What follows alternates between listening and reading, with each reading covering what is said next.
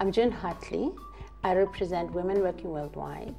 The mission of Women Working Worldwide is the empowerment of women and improvement of women's conditions at the workplace. The initial work was with the government sector, and right now the work is with the women in the flower sector. Though the sectors are different, the issues don't vary that much. I mean, the government sector is commonly, it is the long hours of work, overtime. And overtime is not just overtime, it's overtime plus what goes with it. No transport is provided. Women are in danger, they get raped, they get harassed and so on their way home. Very, very low wages. The payment is almost not enough to survive on.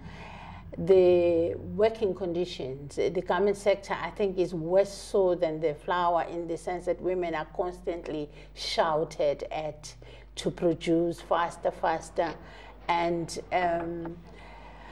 some workplaces have no safe waters. There's a whole lot of package of issues here. The strategy for the organization has been twofold. One has been to work with the social partners in the countries. In the garment sector, the previous director worked predominantly with partners in Asia. But the second part of the strategy is to work with the buyers in Europe. In this case, the work has taken place through the organization called the ETI Ethical Trade Initiative that brings together the buyers, the trade unions, as well as the NGOs involved. And the idea here has been to develop codes, work with codes, and ensure enforcement and compliance. But for us, it's been about leveraging and making sure that we use these to continuously improve the conditions on the ground. The problem with codes, for example, they are adopted. Everybody is there, but there's continuous violation of these codes. The government is the overarching power. And what I would say about the government is that they are in charge of the legal frameworks that regulate the countries. These companies are part of them, and they could set up systems where they do set bottom lines for these companies. For example, on living wages, governments have their own minimum wages for their own people. Why should workers in the developing countries be treated like second-class citizens? The garment industry has been hanging in there for a long time.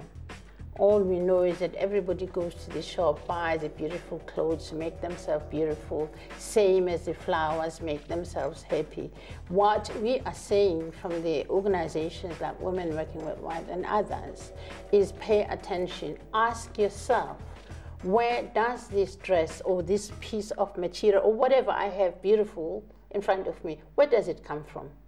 Under what conditions have they been produced? We know that consumers will never associate themselves with something that's bad. But ultimately, if the awareness was broad enough that said we are not going to buy not any more stuff that is not ethically produced, the producers will change. If there is no pressure, it's a freebie for them to do what they like. What I would like to say probably is that there are a number of NGOs and trade unions working in this area, as long as time has been, but it is a fraction of work that has been achieved. So we have a lot of work ahead of us, and we need to engage it with absolute vigilance to make sure that we get real results for the people that are the sufferers in this case.